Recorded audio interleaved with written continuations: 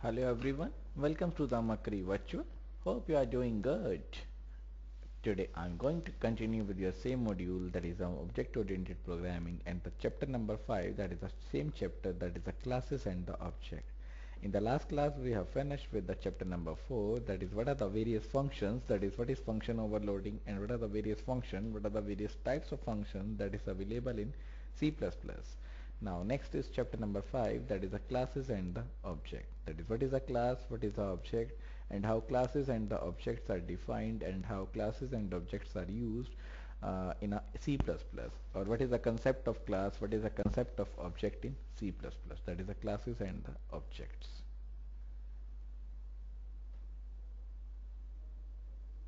So let's start with the previous class session, that is the yesterday's class, that is the yesterday's class session, what we have covered in the yesterday's class, then moves to the next part, that is the today's class session, that is example of the class, that is how the class will be defined, that is various examples of class.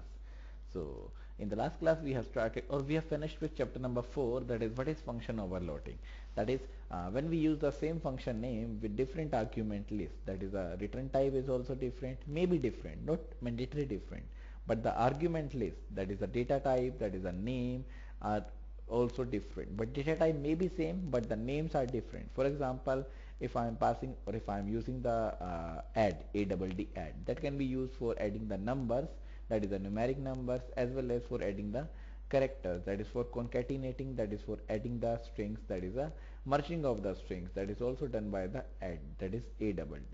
So add is used for adding. In the same way, add is used for adding the numbers, adding the strings, that is we can concatenate, add the two strings. In the same way we can add the two numbers, that is 2 plus 3 is 5, that is a function overloading.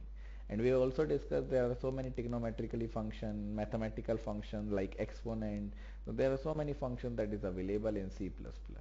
Now next is chapter number 5, we have continued, or we have started in the last class, that is the classes and the objects. So if a question arises, what is a class? A class is a user defined data type that contains the data members as well as the member functions. So class is nothing but a data members, or class is a user defined data type that contains the data members and the member functions, and the variables of the class are known as the objects. So with the help of the variables of the class, that is with the help of the various variable that is available for class, we can access the data members. And we also studied there are various visibility labels like protected, public, and um, public, protected, and private. There are three types of label. In the case of public, no one can access, or sorry, everyone can access, whether it belongs to that class or whether it belongs to next class or any class. So that is a public, that is a publicly declared variable, publicly declared functions. Next is private. Only the members of the class, only the data functions, only the member functions of the class can access the data members that are in a private mode, that are in a private case. And the protected, that is the visibility mode that is used whenever we use the friend function or the friend class. So in case of sharing with the different classes that have a friend function, so in that case it is used, that is the protected mode is used, right? So now let's start. This is just an introduction, that is the most important feature is class. It is just like similar to the structure in the C, but there is a huge difference. Why? Because in the class there is a data hiding concept. The data is hide, that is the data members and the member functions are comes under either the private, either the public. But in case of structure, there is no data hiding. Data may openly available, or data may openly available within the C, that is done by the structures. So we know that one of the unique feature of C language is structures. A structure is a convenient tool for heading a group of logically related data items. Once the structure type has been defined, we can create variables of that type using declaration that are similar to the built-in declaration. This is just an example we have studied of the structure that we have discussed in the C language. The keyword struct. So this struct is a keyword that declares the student as a new data type that holds three types of different data types that are known as the structure members. So these are known as structure members. One is name, one is roll number, one is total marks. Now what are the limitations? The standard does not allow the struct keyword to be treated like built-in data type. For example, consider this one. When we declare the variables, that is C1, C2, C3, that can be assigned using the dot operator, but we cannot add two complex numbers. So it's not available, or it's not in a case that we can add the two complex number like C1, C2, C3. No, it is not available. In the same way, we cannot perform any operation, that may be addition, that may be a subtraction. That is illegal in the C language. And the extension of the structure is class. So class is the extension of the structure that is available in the C++. So in C++, a structure can have both variables and the functions as the members.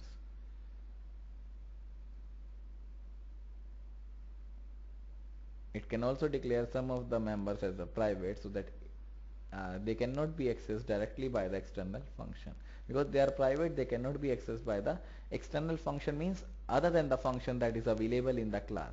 So no one function that is beyond the class can access them. In C++, the structure name are standalone and can be used like any other type names. The main difference is that between the structure and the class in C++ is that by default the members of a class are private. If I am not declaring anything, that means all the members of a class are private. That is, only the class or only the member functions of class can access the variables or can access the data members of the class. While by default the member of a structure are public. That is, by default means while that is available, that is in structure, all the members are public, that anyone can access them. But in case of class, only the data members can access them. That is a private. Now next is specifying a class.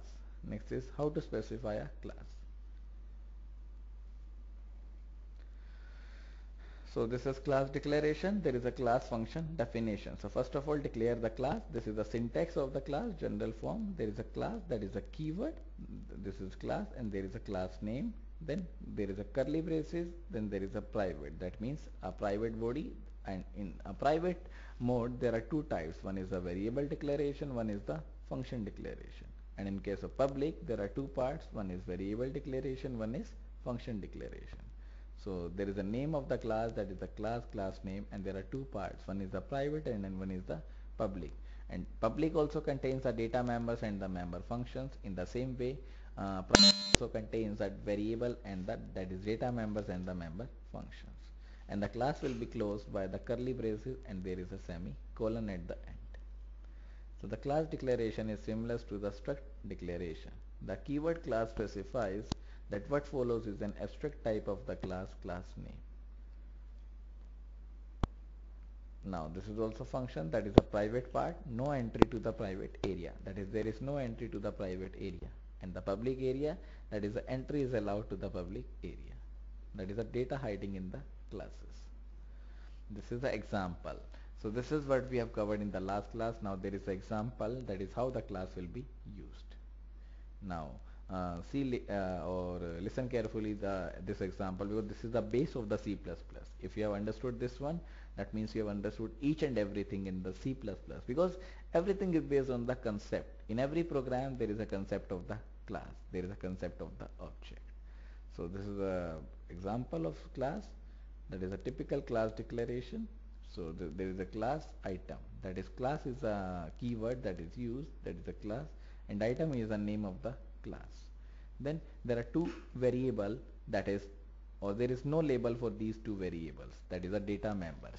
That is, there is no public, there is no private. That means they are private by default. There are two parts, one is the number, one is the cost. So int number, float cost. That is, number is of int part and the cost is of float part. That is the variable declaration. This is the comment that is given. That is the variable declaration that is private by default.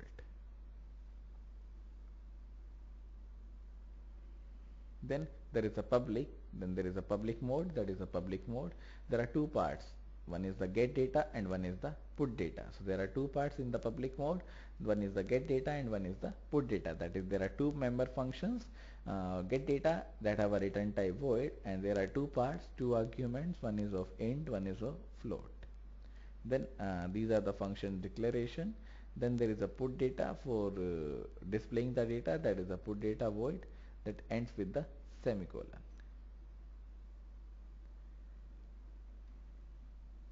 So there are two member functions in a class, that is the get data and the put data, and there are two data members in the class, that is the number and the cost. And the class will be terminated by the curly braces, and there is a semicolon, that is ends with the semicolon. We usually give a class some meaningful name such as item. This is the name of the class.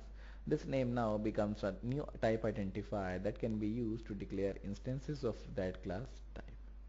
The class item contains two data members and two member function, that is a function member. So these are the two data members and these are the two function members. The data members are private by default. So these are the private by default, while the functions are public by declaration. This is specified public, so this is public by declaration. The function get data can be used to assign the value to the member variables name, number and the cost. So what is the usage of get data? Simply getting the data or assigning the values to the number and the cost. And the put data is used for displaying their values. So this is mentioned. Put data is used for displaying the values, that is a number and cost on the screen. This function provides the only access to the data members from outside the class. This means that the data cannot be accessed by any function that is not a member of the class item. Note that the functions are declared, not defined. That is, functions are only declared, not defined over here. Actual function definition will appear later in the program.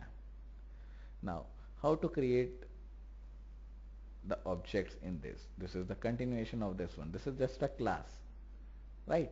Now, let's move to the next part of the program. This is just one part of the program, that is defining the class. Next is creating the objects of the class.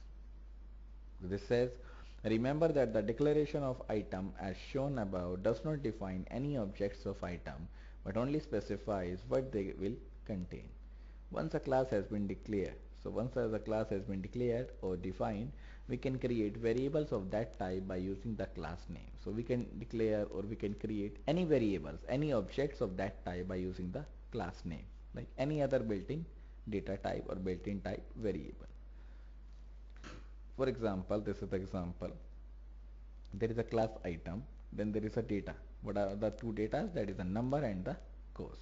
And there are two functions. One is the get data and one is the put data. So these are the two member functions and these are the two data members, right? Then this is the item, then there is a get data and there is a put data.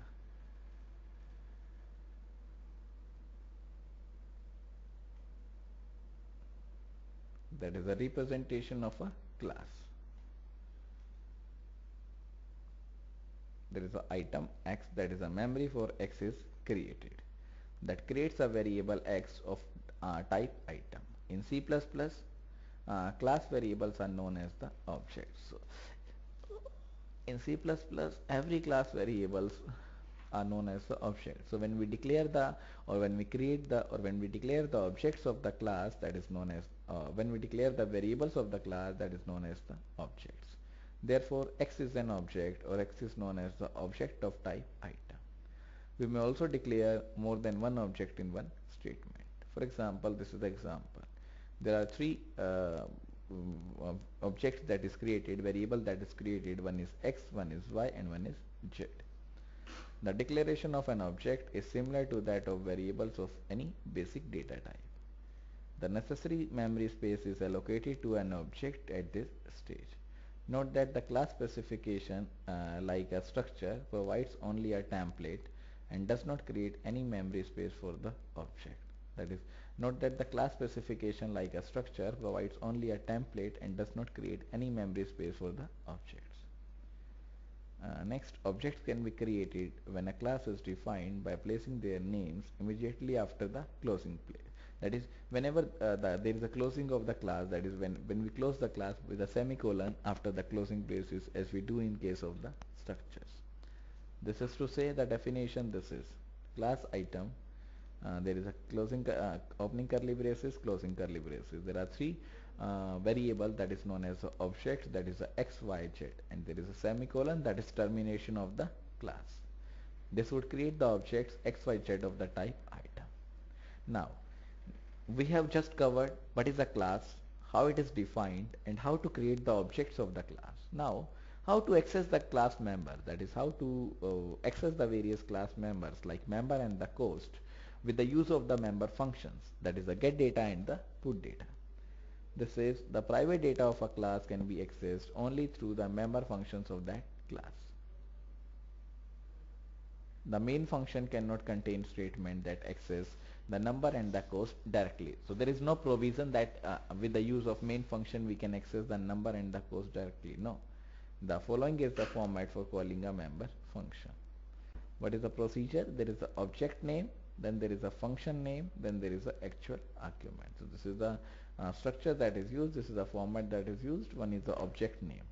So how we can access the functions with the help of the objects? So first of all, let's take, there are three objects x, y, z. So uses the object name, that is x. Then there is a dot. Then there is a function name. Then there are actual arguments. So this is example, that is x dot get data. Get data is the name of the function.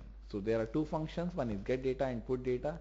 We can access any function, that is get data, and there are actual arguments. Actual arguments means function declaration argument, that is known as the actual arguments, when we declare the function, when we define the function. What are the two arguments? One is of integer, one is of float. Why? Because number is of integer and the cost is of float. So there are two numbers, one is the 100, one is the 75.5, and assigns the value 100 to the number. So automatically it assigns the value to the number, and automatically it assigns 75.5 to the cost of the object x by implementing the get data function. The assignments occur in the actual function. Now similarly, the next statement, that is x dot put data, there is no arguments required. Why there is no argument required? Because it is only used for displaying the output on the screen. So that is x dot put data, that will display the values of the data members. That is, it will display the value that is given in the data members like number and the cost. Simply it will display on the screen. Remember, a member function can be invoked only by using an object. That is, member function can only be invoked by only be accessed by using the object. For example, x dot get data, x dot put data, y dot get data, y dot put data. So we can use any object, but first of all it is an object of the class. That is, we have to declare the object of a class. So if I say only get data, that is legal, so that is illegal, that has no meaning.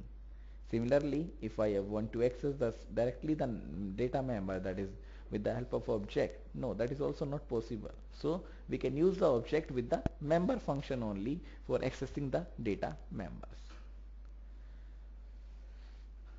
This is correct, that is x dot put data.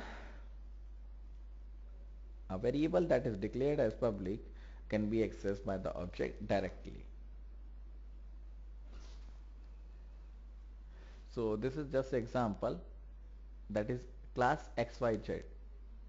So there is a class that is a xyz.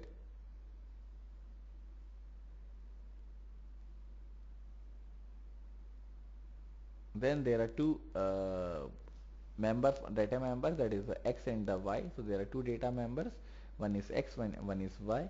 Then there are functions. There is a public declaration, that is the int z.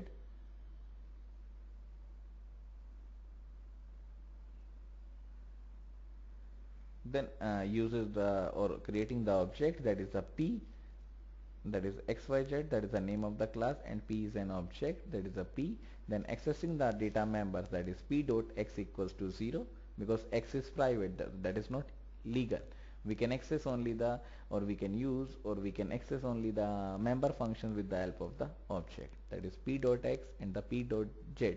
That is also valid. Why? Because when we use the public, so we can access the public member directly with the help of the object, but we cannot access the private part with the, or private members with the help of the object. That is not possible. So in case of the private members, in case of the public members, listen carefully. First of all, for accessing the members, for accessing the member functions, we have to use the objects. So for using the objects, we have to create the objects of the class, right? And we can access the data members directly with the help of the object by using the dot operator. The condition is that is of public part, that is of public mode. that is publicly defined, right? But if it is defined privately, so we cannot access or we are not able to access the data members that is a private with the use of a object. In the similar way, if I want to access the data members of the object or of the class, we can access them easily with the help of the object. But that is of public part. That is, we cannot access directly, or we are not able to access directly the data members of the class with the help of the object with the use of dot operator, right? The use of data in this manner defeats the very idea of data hiding and therefore should be avoided. Now, next is how to define the member functions or defining the member functions. Then how to define the data members or how to define the member functions, that is where to define the member functions, or what is the usage of defining the member function, that is the next part. So member function can be defined in two places. So there are two places where we can define the member functions of the class. It is outside the class or inside the class. So these member functions can be declared either within the class or outside the class. It is obvious that irrespective of the place of definition, the function should perform the same task. That is, there is no difference that if we declare the class, if we declare the data members in the class, there is a different answer. If we declare the data members in the outside the class, there is a different answer. There is a different approach. No, everything is same, but only the place of the definition is differ, or it differ. Therefore, the code for the function body would be identical in both the cases. However, there is subtle difference in the way the function header is defined. Both these approaches we'll discuss in detail in this section. So now let's discuss, if we define the data members in outside the class, what is the impact, and if we define the data members or the member functions inside the class, what is the impact. So one is outside the class definition, that is if we declare the member functions outside the class. So first one says member functions that are declared inside a class have to be defined separately outside the class. Their definition are very much like the normal function. They should not have a function header and a function body. That is, the member function that are declared inside a class have to be defined separately, that is outside the class. So this is the case where the data members and the member functions are declared inside the class, that is no, this is a case where the member function are declared outside the class. The definitions are very much like the normal function. They should contain a function header, function body. So there is a proper function header and there is a proper function body. Since C++ does not support the old version of function definition, the entire prototype form must be used for defining the function header. So there is a proper format to define the function, like every function that is used. An important difference between the member function and the normal function is that a member function incorporates a membership identity label. So it uses the identity label that is either public, private or protected. The main difference is this: in a normal function there is no identity label, there is no a label that is used, that is we cannot specify whether it is a public, whether it is a protected, whether it is a private. No, but in the case of member functions, we have to define the, or we have to incorporate the identity label in the header. This label tells the compiler which class the function belongs to. The general form of a member function is, this is the general form. There is a return type, that is the first part, that is how to return, or what is the return type, not how to, that what is the return type. Then there is a class name, that is the member function is belong to which class, that is the class name. Then there is a scope resolution operator. Then there is a function name. Then there is a argument list. So there is a function name and there is an argument list. And there is a function body. So there is a function body that is also used in this one, that is also used for defining the functions. So it is used for defining the, so there is a function body. So first of all there is a return type, then there is a class name, then there is a scope resolution operator, and there is a function name, then there is a argument declaration, that is the argument means the argument list, and then there is a function body. So that is the syntax of the member function, or declaring, or how to declare the member function, that is a syntax, right? The membership label, class name, this one, tells the compiler that the function name belongs to the class name. That is, the function name is belong to the which, that is a class name. So this is the class name, this is the function name. That is, the member function that is used is belong to which class, whether ABC, whether item, whether xyz, which class name. That is, the scope of the function is restricted to a class name specified in the header line. The symbol 4 dots is known as scope resolution operator. For example, consider the following function, that is the get data and the put data. I'll discuss above. They may be coded as follows. So first of all, this is an example of get data, that is void item. That is, the item is the name of the class. Then there is a scope resolution operator. There is a get data. That is, the get data is the name of the function. Then there are two arguments. One is the A, one is the B. And the A is of integer type, B is of float type. That is the int A and the float B. And the item is of the item is the name of the class, and the void is the return type. So if I conclude with this one, the return type, that is a void. What is the class name? That is the item. There is a scope resolution operator. There is a function name. There is a get data. That is the name of the function. Argument list, that is the int A comma float B. That is the argument list or the member functions list. And there is a function body, that is the name or the body of the function. Now how it is defined, that is A is stored in the number and the B is stored in the cost. So there are two parts, one is a number and the cost.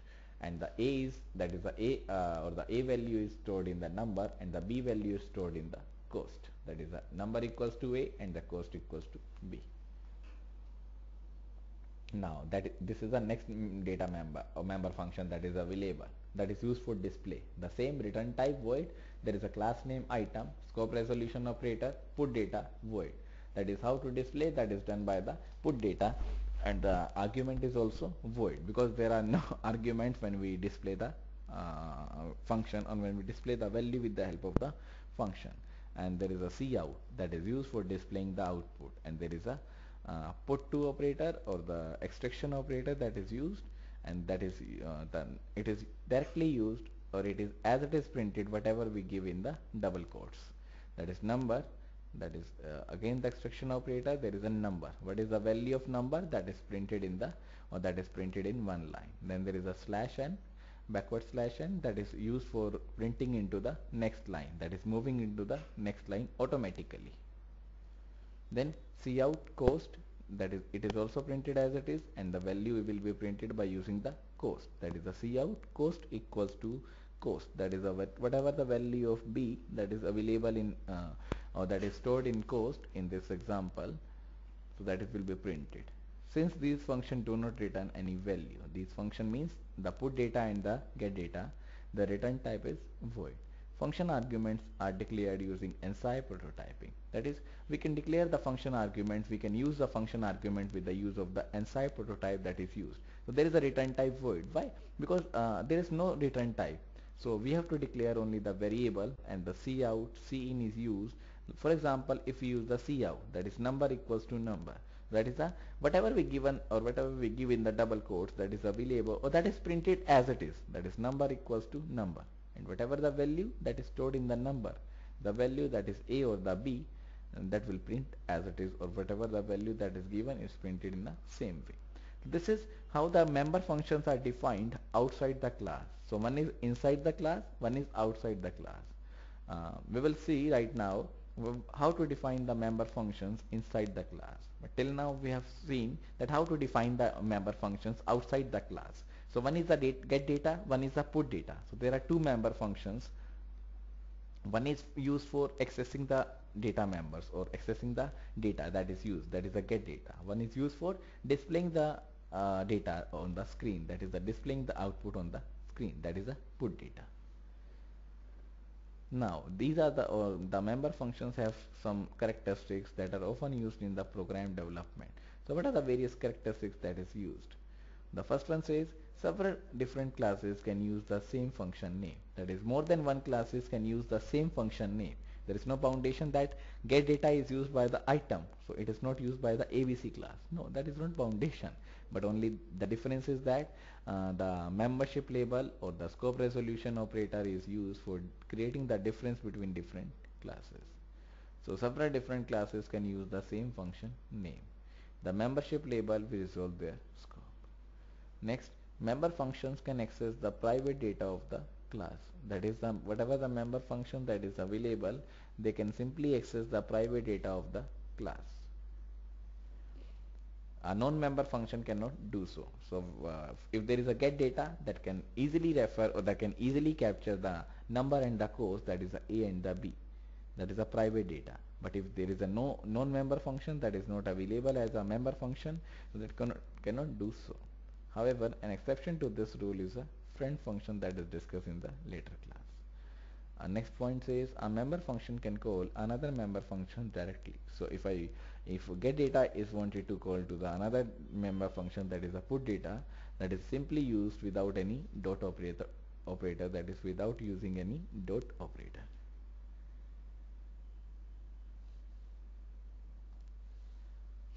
Next is inside the class definition. So we have covered how to define the member functions outside the class. Now how to define the member functions inside the class, that is inside the class definition.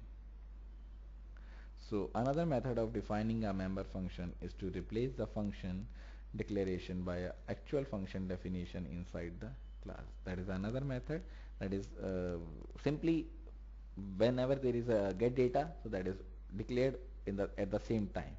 There is a get data, that is the declaration, that is just like the inline function.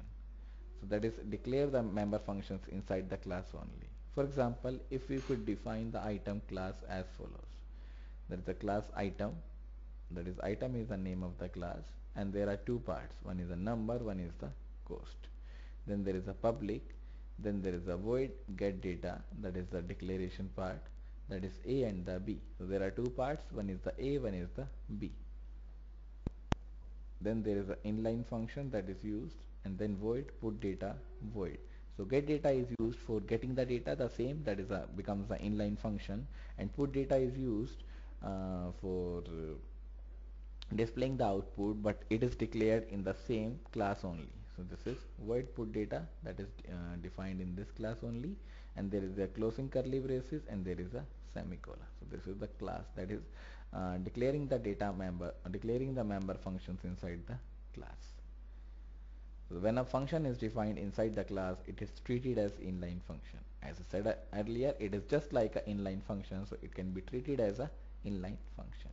Therefore, all the restrictions and limitations like scope resolution operator cannot be overloaded in case of inline functions. So every limitation, every advantages are same as in case of the inline function. Normally, only small functions are defined inside the class definition.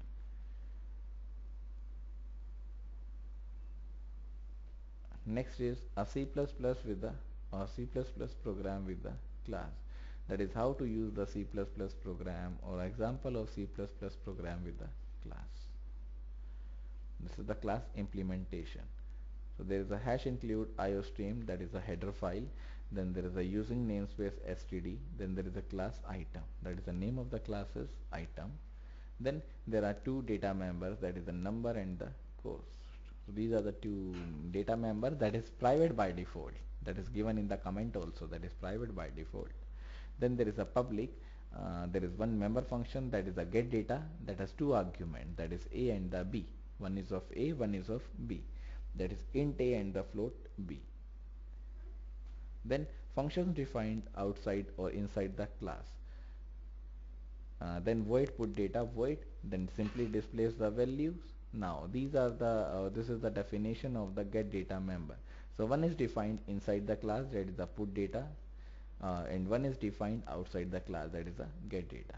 In simple terms, it is use the membership label, then number equals to A, cost equals to B. Then main program int main, then item X.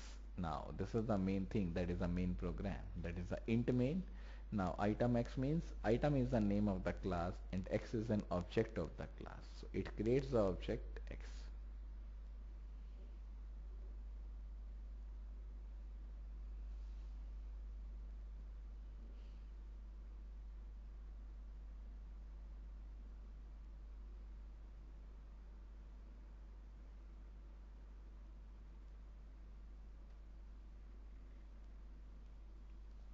So there is a X that is creating the object X, then see out object X n, that is the object X, that is it is printed as it is, that is the object n in one line, then there is a slash n, then X dot get data. So this is used, that is X dot get data. So X will be used with the dot operator, and get data is the name of the member function that is used, and there are two values or two parts, that is 100 and the 299.95. One is assigned to the number, one is assigned to the cost. So whatever the value that is of integer part, that is 100, that is assigned in a number, and whatever the value that is in a float part, that is a 299.95, that is assigned to the cost. And then X dot put data. So whenever there is a function calling, that is a call member function, so whenever the cursor hover here, it directly moves the cursor to the here, the definition of the function. Now in this one, the A, that is 100, is assigned to the number, and the B, that is 299.9995, is assigned directly to the cost. Right. So then number contains 100 and the cost contains 299.95. Then X dot put data, that is the put data is used for displaying on the screen, that is X dot put data, that is used for displaying on the screen. Then simply the 100 and the 299.95 will be printed on the screen. Now next value or the next object created, that is a Y. So one is the item X, one is the item Y. Then it is printed as it is, that is the object Y. Now it is used, that is Y dot get data, that is the get data is the name of the function, and there is a dot operator, and there are two values given, that is the 200 and the 175.50. So whenever there is a this function calls, this directly moves the cursor to this one. Now the number contains the 200 and the cost contains the 175.50. Then Y dot put data, that is used for displaying on the screen. That is when we use this one, it simply calls this one, that is the put data, and simply display the values on the screen. So what's the output? First of all, the object values will be given, then object Y values will be given. This is the output. Object X, that is a number 100, cost 299.95, then object Y, number 200, cost 175.5.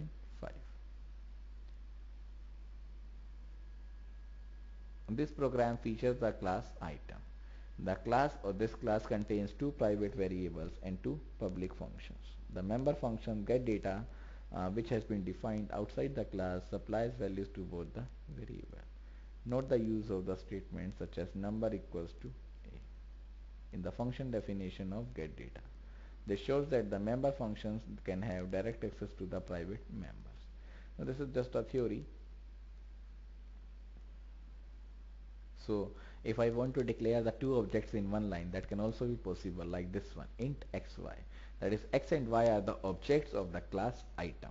So we can declare in the same line, we can declare in multiple line, in any ways, but it is declared 2 at this stage. We can declare n number of objects within the class. Next is making an outside function inline. That is how to make the outside function as an inline function. So this is one of the major objective or one of the main objective of OOP is to separate the details of implementation from the class definition. So whatever the class definition, so there will be a difference or there will be a separation of the various implementation issues, or that is the detail of implementation from the class definition.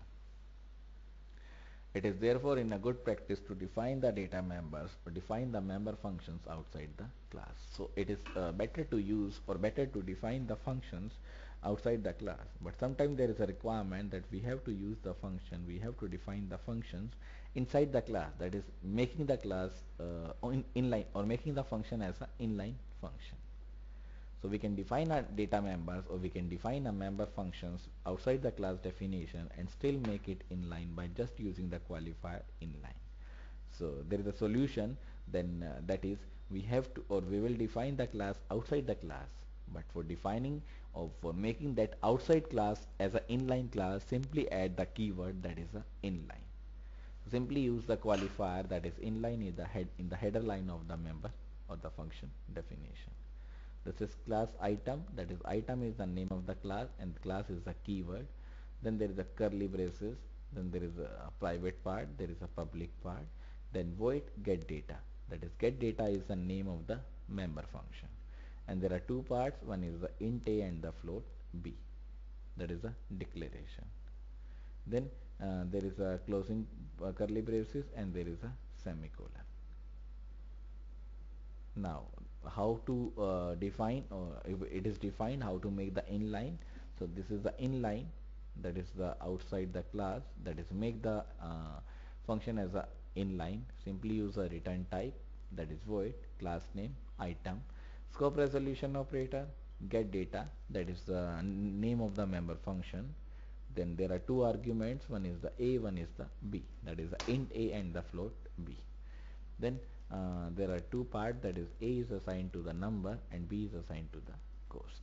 So simple terms, everything is same, but to make the function as an inline function, simply use the inline keyword against the return type of the function, right? That is the inline function.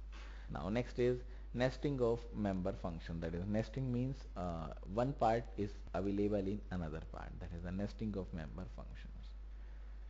So we can define one member function that is invoked or that can call the another member function. So a member function can be called by using its name inside other member function of the same class.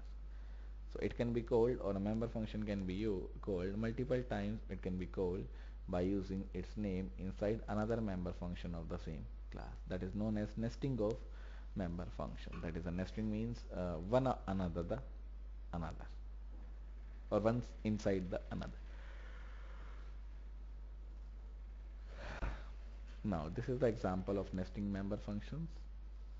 This is the class given, that is of set, and there are two variables, that is of private part m and the n, and there are three member functions that is declared publicly. One is the input, that has no return type, no argument. One is display, that has no argument, no return type, no argument. One is the largest, that has a return type int and the argument is no, that is void.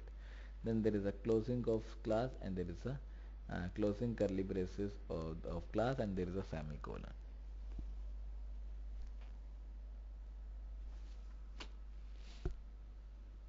Now there is a int set, and that is the int set means the set will be used, or the member function will be declared, that is the int set.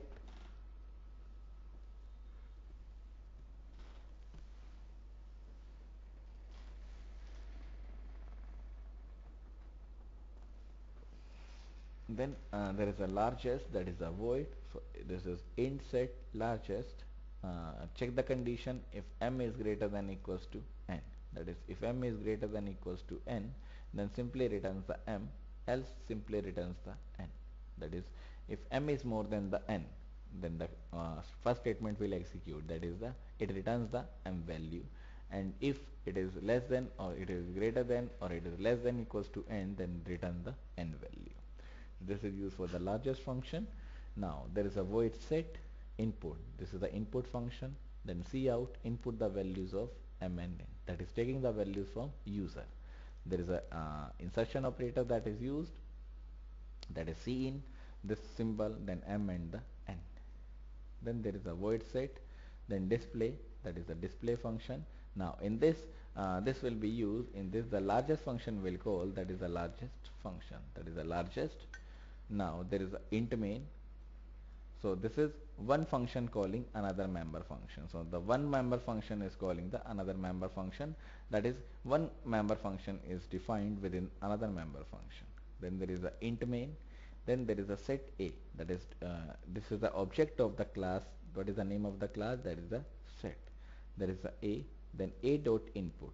That is a dot input means accessing the member functions of the class, of the class set with the help of the object, that is a. So this is a dot input, then a dot display. So one is input, one is display. So input is also a member function, display is also a member function, and both can be accessed by using the object, by using the dot operator, and there is a return 0. This is the example that shows how to use the or how to return the values, how to show the values, how to use the various member functions by using the dot operator, and how to call one member function inside another member function. This is the output. It simply fetches the data from the user, that is m and the n. For example, if user entered the 25 and the 18, so the largest value is 25. Why? Because this if condition will be checked. If 25 is greater than 18, they simply return the 25. So 25 is more than 18, as we know, so the output is 25. Now, the next part is private member functions. That is how to use the private member functions, or when we define the member functions as a private, what is the role? How we can define, how we can access that member function. That is the main part, that is the private member functions. So, first of all, let's take a break, then move to this topic, that is a private member function. So, let's take a break right now. So now come back from the break. Now let's start the session again. So the next topic is private member function. That is how to access, or what is the private member functions if we declare any member function as a private. So how can we deal, or how can we use that member function, that is a private data members or the private member functions.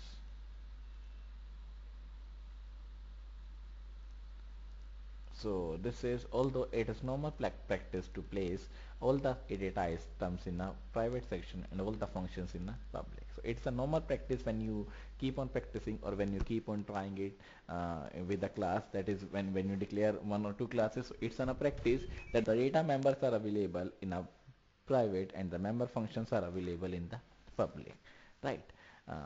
But there are some situations, there are some scenarios that may require certain functions to be hidden. That is, certain functions to be hidden means certain functions to be available in the private data, that is the hidden data, that is that we can go on, or that cannot be accessed from the outside the class. There are some conditions when we have to hide the data from the outside calls. Tasks such as deleting an account in a customer file, or providing increment to an employee, or events are events of serious consequences, and therefore the functions handling such tasks should have a restricted access. So when we access any member functions, when we declare any member functions as a private, so it is also available, or it is also restricted access, so that provides a data hiding. So we can place these functions in the private section. A private member function can only be called by another member function, that is a member of a class.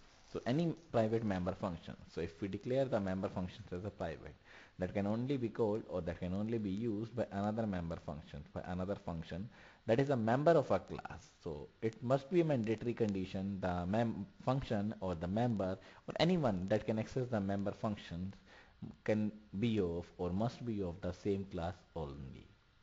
Even an object cannot invoke a private function using the dot operator.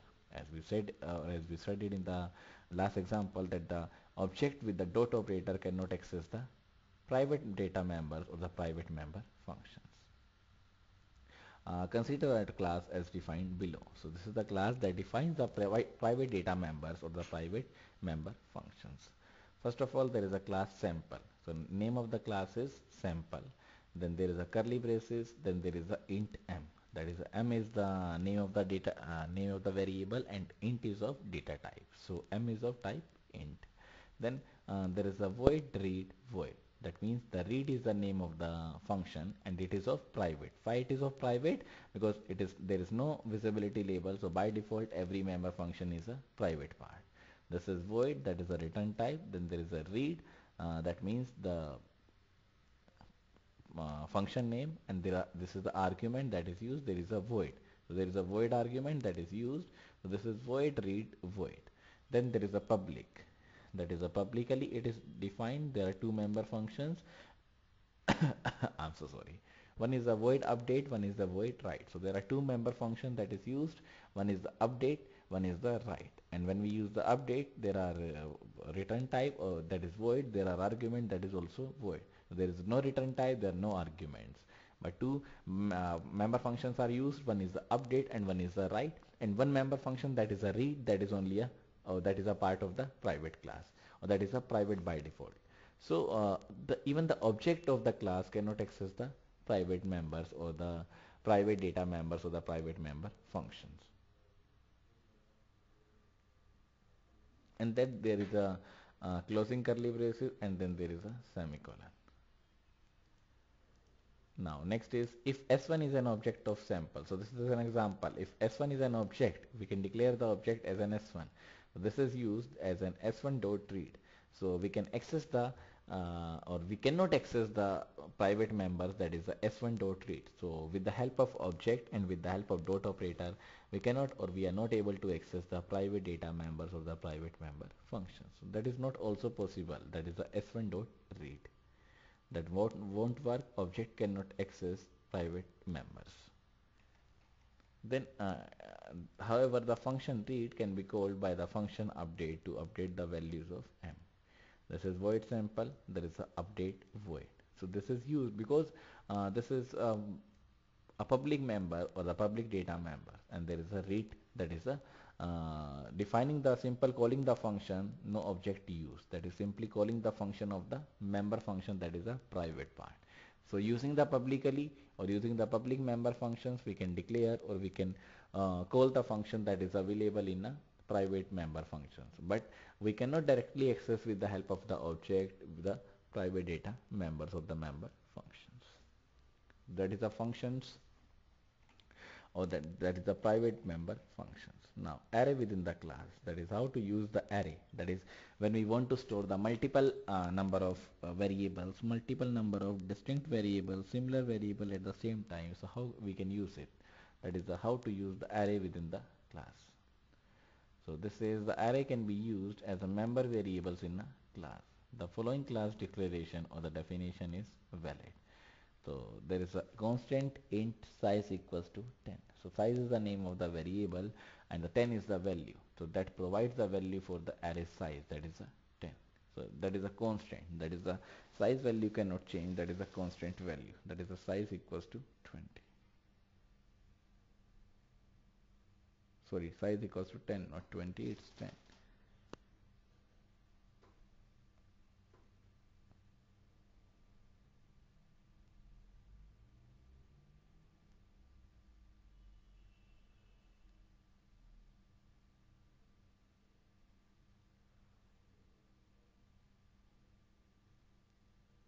Then there is a class array, that is the array class will be declared, and there is a int age size, that is a is at the integer type array. Then size equals to 10 because we have declared the size as in 10. So this is int a 10. Why? Because we already defined the size of the as a constant variable, that is a 10. So that is the size or the int a 10. Then this is a private because there is no visibility label, so this is private by default. And there are two public member function that is used. One is a set value, that is a set val, and one is a display. So there are two member functions that is a part of the public, that is the public members. One is known as the set value, one is known as the display. So there are two member functions that is used.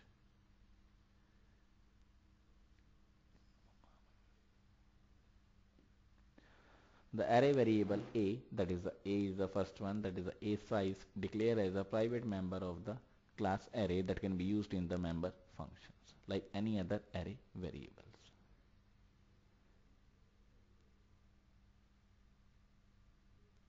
We can perform any operations on it. So when we define the array, we can perform any operations on the array, we can define any operations in the array.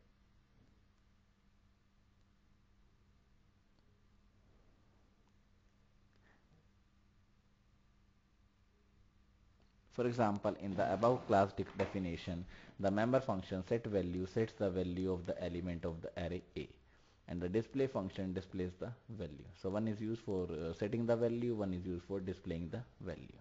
Similarly, we may use another member function to perform any other operations on the array value.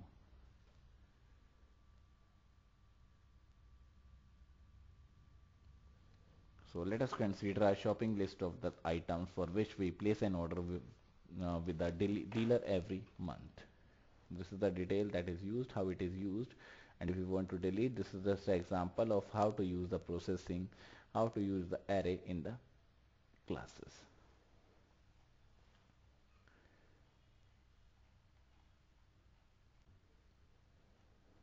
Now next is memory allocations for objects, that is how to allocate the memory for the objects, that is a memory allocation for objects.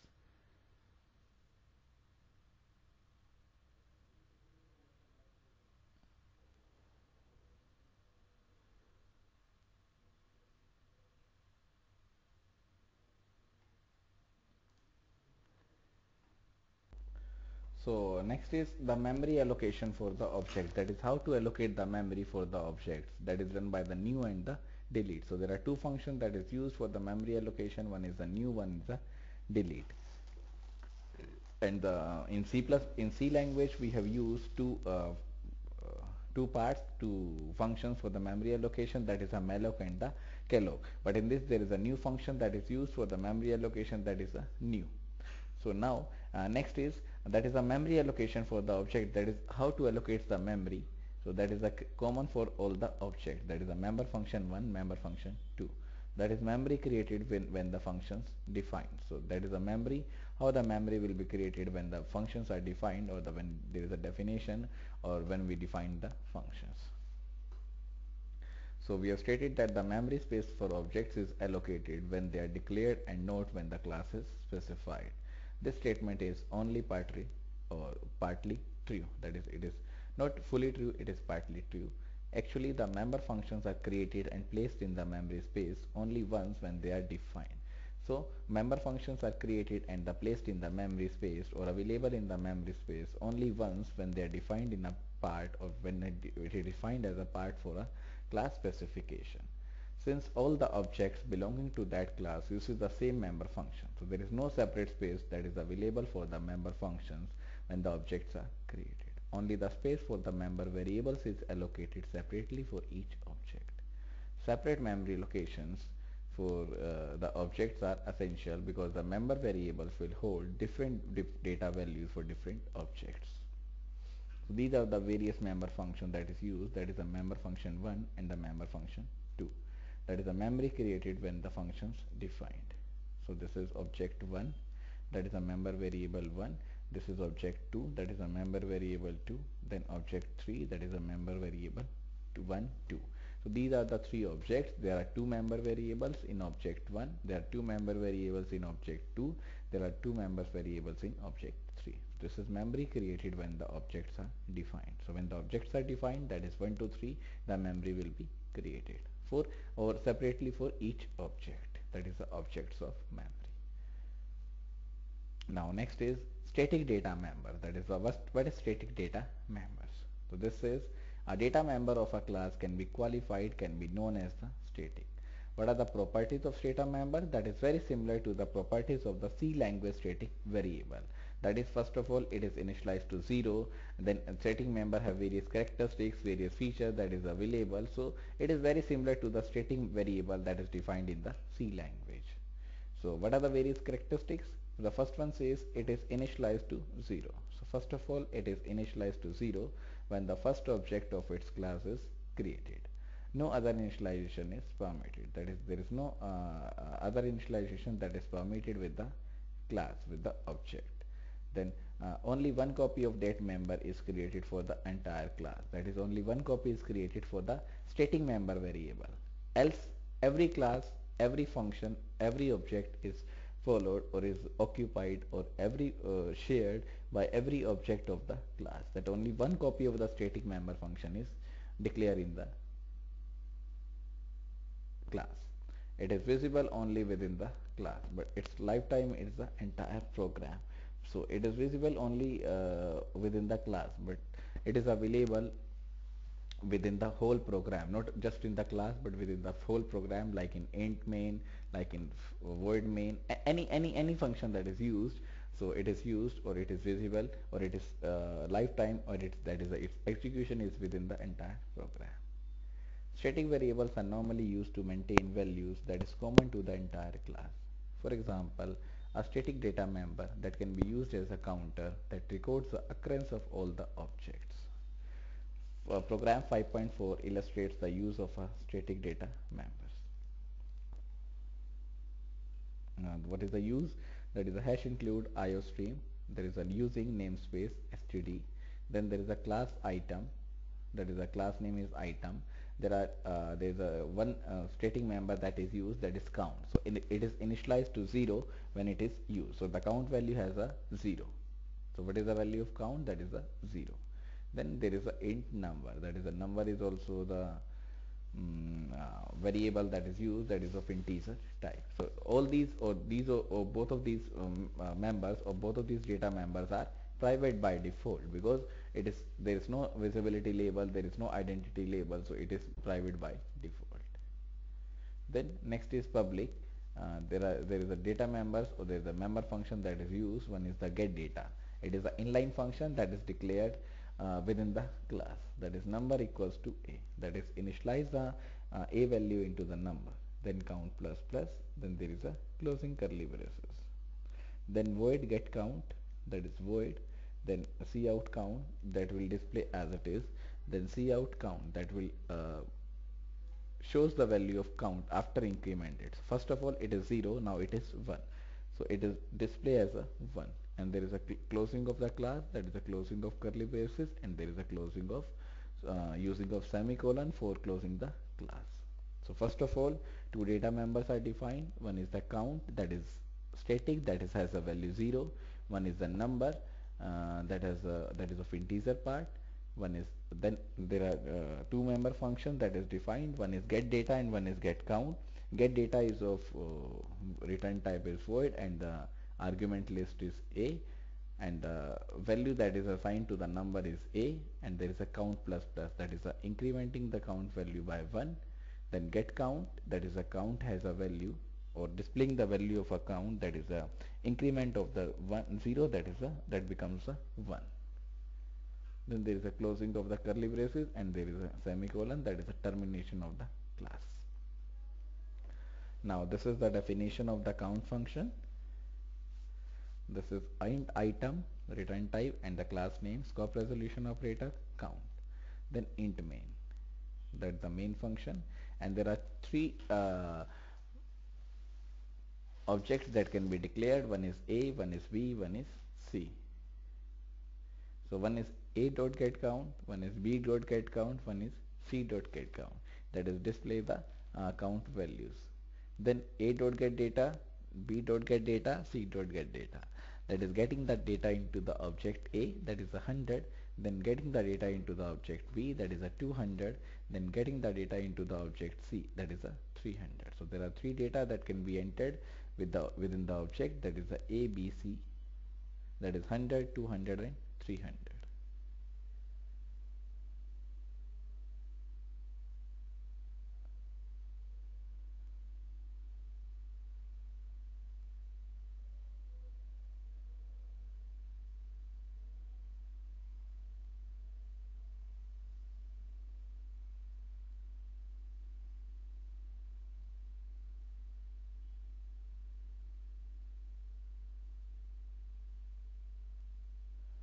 Now cout, after reading the data, that is after reading the data, then a dot get count, b dot get count, c dot get count, and there is a return 0. So what is the value? First of all, a dot get count, that is a 0, 0, 0, count has a value 0. Then a dot get data, that is 100, 100, 100, 200, 300. Then after this there will be an increment, there will be an increment of the three values, that is becomes the count equal to 3, that is 3, 3, 3. Note that this is the definition of the static data member, that is how to define the static data member, that is count. Note that the type and the scope of each static data member variable must be defined outside the class definition. This is necessary because the static data members are stored separately rather than as a part of an object. So this is necessary to define the scope and the type of static data members or member variable, because it is defined outside the class definition. This is the same line, that is it is initialized to 0 when the objects are created, and the count is incremented whenever the data is read. Since the data is read 3 times, because there are 3 objects, so it will be incremented by 3. One is for object A, one is for object B, one is for object C. Because there is only one copy of count that is shared by 3 objects, so all these 3 copies output statement counts the value 3 to be displayed. For object 1 there is a 1 increment, for object B there is a 2 increment, that is 1 plus 1 2, for object 3 that is a C, that is a 3 increment, that is 1 plus 1 plus 1. So this is the object 1, there is a number 100, object 2 number 200, object 3 number 300. Now next is static member function. So one is static data members, one is the static member function. just similar to the static data members. This is the static member functions.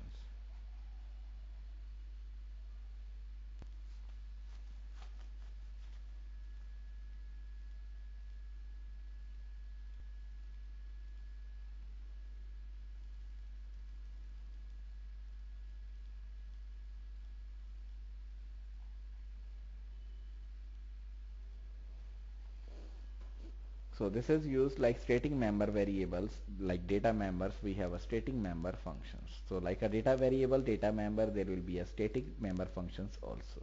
A member function that is declared static has the following properties. Just like in a similar way of the static data member, the static member functions has also some characteristics features. What are the various properties, characteristics that is available?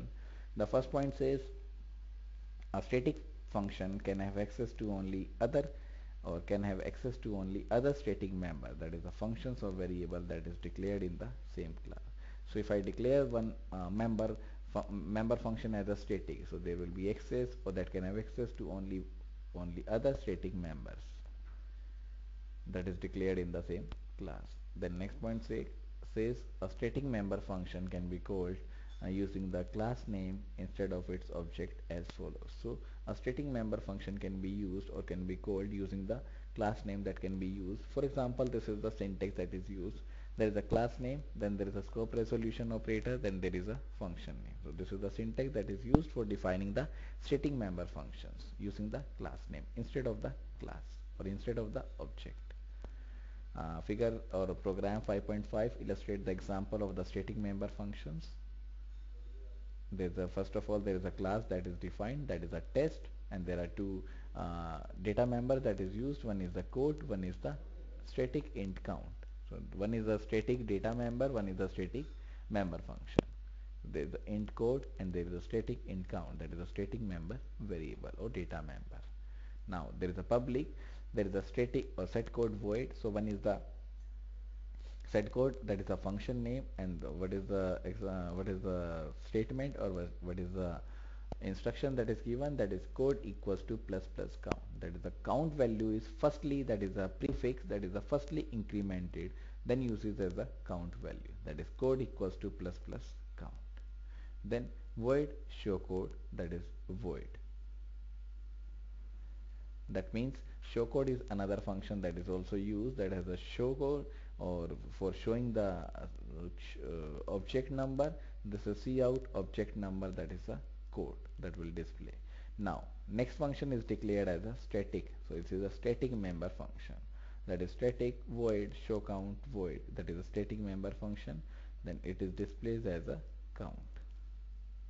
Then there is a closing of the curly braces, that is a closing curly braces, and there will be a semicolon. Then this is int test scope resolution operator count. So that means the static member variable declaration or definition that can be used like this one. Then there is the int main, that is the starting of the main. Then there are two objects of the class test, that is the T1 and the T2. So T1 and T2 are the objects of the class test. Then using the dot operator, we can access the member functions like T1 dot set code and the T2 dot set code. So there are two member functions, one is the set code. There are two objects that is used for using the member functions. One is the set code and one is the T1 and one is the T2, both can be used for the set code. Then test scope resolution operator show count, that is used for accessing the static function, that is it is used for accessing the static member function.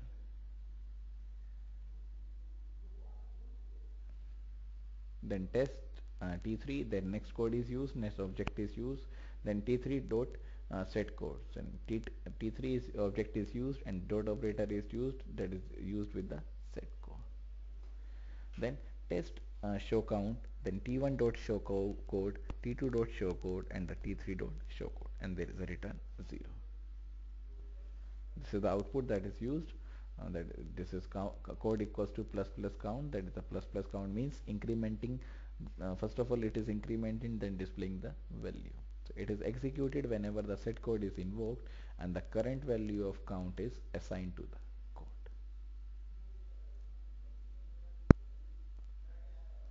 Now next is array of objects that I will be discussing in the next class, because this is a lengthier topic and this is an important topic, that is how to declare the object as an array. Till now we have studied that we have declared the object, we have declared the object like A, B, C. Now it's a time to declare the object but as an array. That is, it can store multiple instructions, it can store multiple data. That is the array of objects, right? So let's stop over here only, and in the next class, that is the tomorrow's class, I will be taking you a next topic, that is the array of objects or arrays of objects.